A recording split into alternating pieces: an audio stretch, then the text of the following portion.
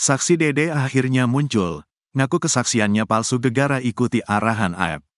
Saksi Dede di kasus Vina Cirebon akhirnya muncul setelah sekian lama kasus kematian Vina dan Eki ini menjadi perbincangan. Saksi Dede ini diketahui memberikan kesaksian dengan AEP yang memicu penangkapan sejumlah pemuda yakni Sudirman dan kawan-kawan. Namun setelah kemunculannya ini, Dede mengaku bahwa kesaksiannya ini palsu. Dia pada tahun 2016 silam kebingungan karena tidak tahu menahu soal kejadian tewasnya Vina dan Eki. Namun dia diminta oleh AEP untuk mengikuti alur. Dalam kemunculannya, Dede ini mendatangi rumah Deddy Mulyadi, politikus Gerindra yang getol mengungkap kasus Vina tersebut. Pertemuan Deddy dan Dede itu diunggah di kanal YouTube Kang Deddy Mulyadi, Sabtu, tanggal 20 Juli tahun 2024. Dalam pertemuan dengan Deddy Mulyadi itu, Dede akhirnya membongkar mengenai keterangannya di BAP kasus Vina. Seperti diketahui, keterangan Dede dalam BAP menuntun 7 orang menjadi terpidana kasus tersebut. 7 terpidana itu tidak termasuk Rivaldi yang diduga terseret kasus Vina padahal dia berkasus soal kepemilikan senjata. Ketujuh terpidana itu adalah Hadi Saputra, Jaya, Eka Sandi, Supriyanto, Eko, Sudirman dan Saka Tatal. Saka Tatal sudah bebas sementara 7 terpidana lain menjalani hukuman penjara seumur hidup. Kini terungkap awal mula kesaksian AEP dan Dede yang membuat 8 orang menjadi terpidana kasus Vina, 7 diantaranya harus menjalani hukuman penjara seumur hidup. Dede mengaku beberapa hari setelah kejadian tewasnya Vina di Jembatan Talun, Cirebon dia ditelepon AEP, diajak untuk menjadi saksi. Ajakan AEP untuk menjadi saksi itu disebut Dede dilakukan saat malam, beberapa hari setelah para terpidana kasus Vina ditangkap polisi. Kurang lebih 2 atau 3 hari setelah penangkapan, katanya. Saat ditelepon AEP, Dede mengaku sedang di rumah. Malam itu juga, mereka berangkat ke Polres Cirebon Kota. Dede sempat bertanya ke AEP, untuk urusan apa mereka ke Polres. Kata AEP, mereka akan jadi saksi untuk kasus tewasnya anak Ibtu Rudiana. Saya bilang ke AEP, kan kita tidak tahu apa-apa, kok jadi saksi? Kata Dede mengulangi pertanyaannya ke AEP ketika itu. Dijawab AEP, udah ikutin aja. Setibanya di Polres, Dede mengaku bertemu dengan Ibtu Rudiana yang kemudian memintanya jadi saksi.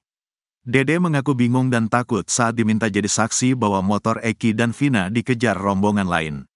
Dia kemudian diarahkan Ibtu Rudiana dan AEP untuk mengaku sedang nongkrong depan warung dan melihat motor Eki dan Vina dikejar rombongan lain.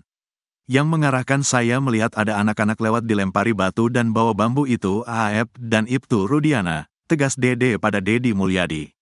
Kedua-duanya, buntut pengakuannya itu, Dede mengaku kesulitan tidur nyenyak. Benar, itu kesaksian palsu. Saya bersaksi palsu karena disuruh AEP dan Rudiana, katanya.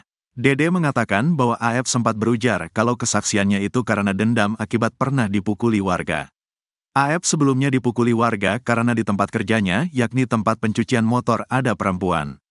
Yang melaporkan ke warga bahwa di tempat pencucian motor sering menginap perempuan itu disebut anak-anak yang suka nongkrong di depan SMPN 11 Cirebon.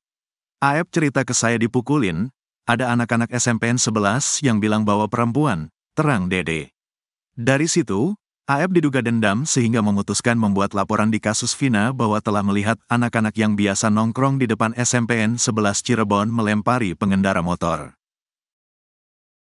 Beri kesaksian di kasus Vina Cirebon, kuasa hukum Saka Tatal sindir Pak RT. Pak RT Abdul Pasren mendadak jadi sorotan setelah tiba-tiba muncul dan memberikan kesaksian dalam kasus pembunuhan Vina Cirebon. Kemunculan mendadak Pak RT tahun 2016 ini menarik perhatian tim kuasa hukum Saka Tatal, seorang mantan terpidana kasus tersebut. Agus Prayoga, salah satu kuasa hukum Saka Tatal menanggapi kemunculan Pak RT Abdul Pasren dengan pernyataan tegas. Ya terkait Pak RT Pasren yang tiba-tiba muncul dan menyatakan kesaksiannya benar sebenar-benarnya, yaitu semakin menarik, ujar Agus, Jumat, tanggal 19 Juli tahun 2024. Menurut Agus, kemunculan Pak RT Abdul Pasren yang selama ini menghilang, namun kini muncul kembali, merupakan hal yang menarik. Ia yakin bahwa kebenaran akan terungkap dengan sendirinya. Yang selama ini menghilang tiba-tiba muncul, tapi saya yakin hukum alam akan berlaku, mana jujur mana tidak, mana pembenaran mana kebenaran, ucapnya. Agus menegaskan, bahwa meskipun ada upaya untuk melakukan pembenaran, kebenaran akan tetap terungkap. Kalau sekarang orang berdalih melakukan pembenaran boleh saja. Tapi ketika dulu sudah sidang juga boleh saja. Tapi kan perjalanannya berubah-ubah, jelas dia. Mengenai klaim Pak RT Abdul Pasren bahwa para terpidana dan saksi tidak menginap, Agus menilai hal tersebut tidak relevan.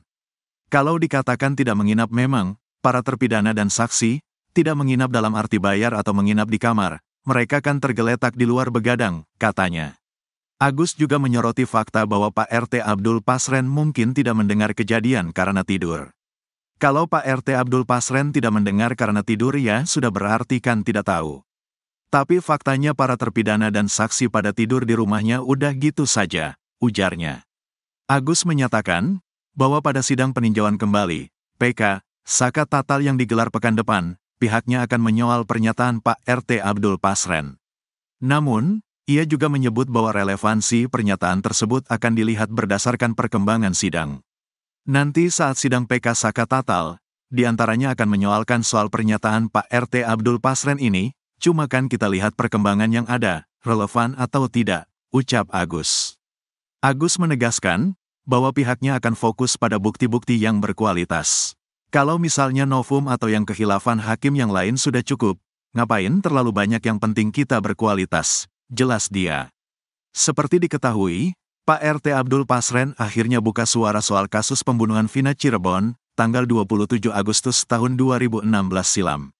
Selain Pak RT Abdul Pasren, anak Pak RT yakni Abdul Kahfi juga muncul setelah lama dicari warga. Kemunculan Pak RT Abdul Pasren dan anaknya itu sayangnya tidak di rumah mereka melainkan dalam wawancara dengan sebuah media. Seperti diketahui, gara-gara keterangan Abdul Pasren dan Abdul Kahfi, 5 orang harus menjalani hukuman penjara seumur hidup di kasus Vina. Keterangan Pak RT Abdul Pasren yang menuntun kelima orang itu jadi terpidana adalah soal tidur di rumah Pak RT. Kelima terpidana menyatakan mereka tidur di rumah Pak RT Abdul Pasren di malam penemuan Vina dan Eki di Jembatan Talun. Pak RT Abdul Pasren kekeh menyatakan mengunci pintu rumah sementara kelima terpidana mengaku tidur di rumah Pak RT bersama Abdul Kahfi. Kesaksian para terpidana ini diperkuat keterangan saksi lain yang melihat mereka di rumah Pak RT. Harta kekayaan Hakim PKX napi kasus Vina Cirebon tembus miliaran.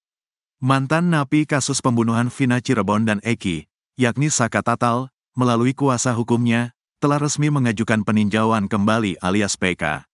Rencananya, sidang PK Saka Tatal akan digelar di Pengadilan Negeri Cirebon pada Rabu, tanggal 24 Juli tahun 2024. Diketahui, Vina adalah gadis 16 tahun asal Kampung Samadikun, Kecamatan Kejaksan, Kota Cirebon, Jawa Barat, yang tewas bersama kekasihnya, Eki, di Jalan Raya Talu, Kecamatan Talun, Kabupaten Cirebon, Jawa Barat pada Sabtu tanggal 27 Agustus tahun 2016. Keduanya disebut menjadi korban penganiayaan geng motor. Dari kasus pembunuhan Vina Cirebon itu, Pegi Setiawan, yang sebelumnya ditetapkan sebagai tersangka pembunuhan dinyatakan bebas lantaran gugatan pra-peradilan yang diajukannya dikabulkan hakim. Terbaru, Saka Tatal yang merupakan mantan napi kasus Vina Cirebon itu mengajukan PK. Kini, sosok Galuh Rahma Esti, hakim anggota Pengadilan Negeri Cirebon yang akan mengadili mantan napi kasus Vina Cirebon jadi sorotan. Galuh Rahma Esti akan jadi hakim anggota di sidang peninjauan kembali, PK, Saka Tatal. Sidang PK itu akan dipimpin oleh 3 Sri Kandi yang akan menjadi wakil tangan Tuhan. Ketiga Sri Kandi yaitu Rizka Yunia, yang menjadi ketua majelis hakim. Kemudian 2 lainnya yakni Galuh Rahma Esti dan Justisia Permatasari sebagai hakim anggota. Dari ketiga hakim itu, yang menarik adalah hakim anggota Galuh Rahma Esti. Sebab, Galuh Rahma Esti rupanya memiliki harta kekayaan mencapai 4.814 juta rupiah. Galuh Rahma Esti lahir di Surabaya, tanggal 17 Juni tahun 1980. Ia menempuh pendidikan S2 atau pasca sarjana. Galuh kini menjabat sebagai Hakim Pengadilan Negeri Cirebon. Selain itu, ia juga pernah menjadi hakim di Pengadilan Negeri Brebes. Dilihat dari laman laporan harta kekayaan pejabat negara, LHKPN, Galuh Rahma Esti juga pernah menjabat sebagai Hakim Pengadilan Negeri Mempawah, Kalimantan Barat tahun 2009. Di laman LHKPN tanggal penyampaian tanggal 17 Januari tahun 2023, Galuh Rahma Esti memiliki harta kekayaan mencapai 4.814 juta rupiah. Dari total kekayaannya itu, Galuh Rahma Esti memiliki 4 rumah yang merupakan hasil sendiri. Rumah itu berada di Jakarta Selatan, Bogor, Majalengka, dan Brebes. Total kekayaan dari 4 rumah itu yakni mencapai 3.700 juta rupiah. Kemudian Galuh Rahma Esti juga memiliki 5 mobil dan 1 motor. 4 mobil yang dimiliki Galuh Rahma Esti yaitu Altis, Xenia, Terrano, Pajero Dakar, dan Toyota SUV. Total harta dari kendaraannya itu mencapai 1.037 juta rupiah. Kemudian Galuh Rahma Esti juga memiliki utang 100 juta rupiah, sehingga total kekayaannya mencapai 4.814 juta. Berikut rincian harta kekayaan Galuh Rahma Esti. Data harta pelaporan LHKPN tanggal 31 Desember tahun 2022. Pelaporan LHKPN-A tanah dan bangunan 3.700 juta rupiah. 1. Tanah dan bangunan seluas 92 meter 2 per 120 m2 di Kap, Kota Jakarta Selatan, hasil sendiri 1 miliar rupiah. 2. Tanah dan bangunan seluas 217 meter 2 per 250 m2 di Kap, Kota Bogor, hasil sendiri 1.500 juta rupiah. 3. Tanah dan bangunan seluas 93 meter 2 per 80 m2 di Kap, Kota Majalengka, hasil sendiri 600 juta rupiah. 4. Tanah dan bangunan seluas 110 meter 2 per 90 m2 di Kap, Kota Brebes, hasil sendiri 600 juta rupiah. B. Alat transportasi dan mesin 1.037 juta rupiah. 1. Mobil Toyota Corolla Altis Sedan tahun 2004, hasil sendiri 55 juta rupiah.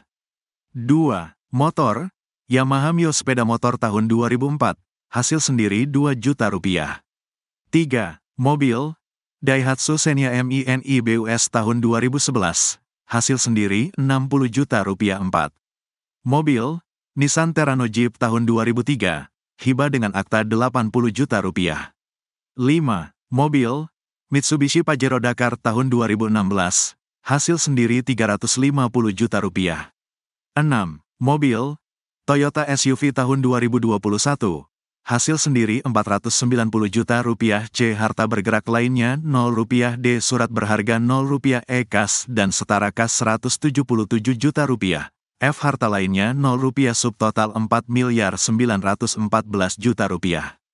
2. Hutang 100 juta rupiah. 3. Total harta kekayaan 1-2, 4.814 juta rupiah.